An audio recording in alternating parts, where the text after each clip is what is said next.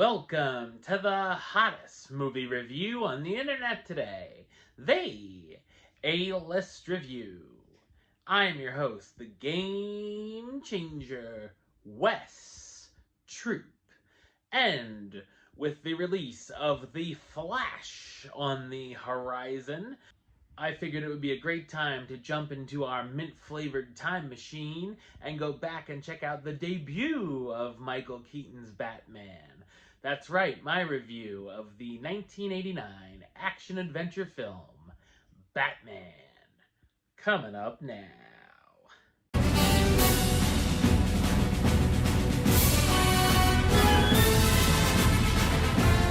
Gotham City has been having sightings of a masked figure in a bat costume the press have dubbed Batman. Of course, billionaire Bruce Wayne is behind the mask and trying to bring justice to the city. He gets his handful when he meets the second-hand man of a mob boss, Jack Napier, and Jack ends up falling into a vat of acid chemicals as a result of their encounter. Napier survives and becomes the twisted and demented clown, the Joker, who begins a reign of terror on Gotham and looks for revenge on Batman. So what did I think of Batman? I thought it's a stylish and entertaining action superhero film. It's directed by Tim Burton, best known for directing films such as Beetlejuice, Edward Scissorhands, Ed Wood, Sleepy Hollow, Big Fish, Sweeney Todd, and of course the sequel to this film, Batman Returns. Batman opened on June 23, 1989, to mostly positive reviews from critics and audiences alike. The look of the film is fantastic, and I like the vision Burton had for Gotham City, feeling very dirty and crime-ridden and full of tall skyscrapers that look like they go up for miles from some slick camera work. Another cool-looking scene is where Nicholson's Joker is revealed as he stands in the shadows and then steps out of them. The tone itself is a mix of dark and campy, especially now next to other Batman films like The Dark Knight and The Batman, as it certainly can be over the top one second and brooding and gothic looking the next. I also like the film noir feel it gives off. The special effects are a bit of a mixed bag as a product of its time. There are some things that still hold up and others that look a little questionable. The opening scene when Batman appears to fend off a couple of muggers is fun, and it makes the iconic hero look imposing and almost like a horror villain.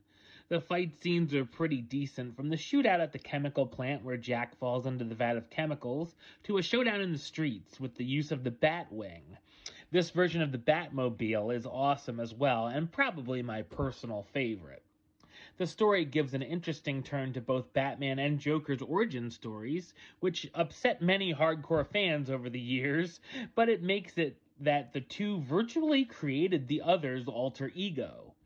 Oddly enough, Bruce and Batman almost take a back seat here to the Joker and his misadventures in trying to poison citizens through cosmetic products, and then the same citizens are dumb enough to believe he's going to hand out free money in the Gotham streets with no strings attached sometime later.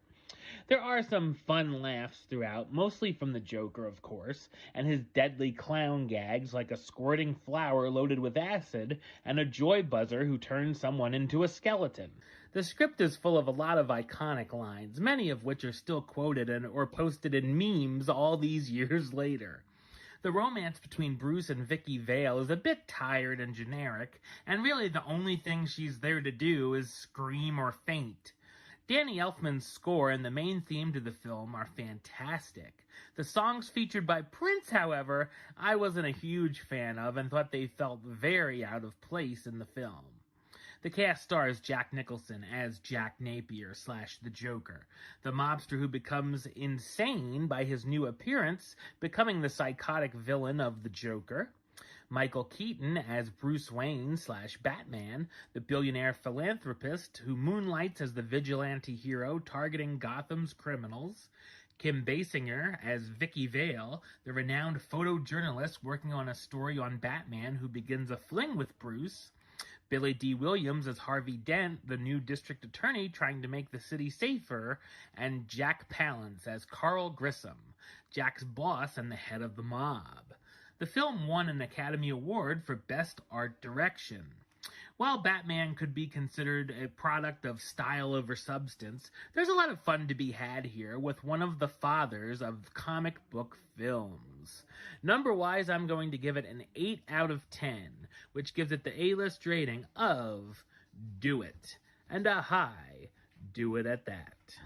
Alright, well that's the show. I'll be back with another review very soon. But until then, don't forget to subscribe, like, and comment right here on YouTube. YouTube.com/WestsideOf515. Like the show on Facebook, Facebook.com/WestTruePaylist. And of course, you can follow me on the Twitter, Instagram, and Letterboxd @WestAlist. Until next time, Troop out.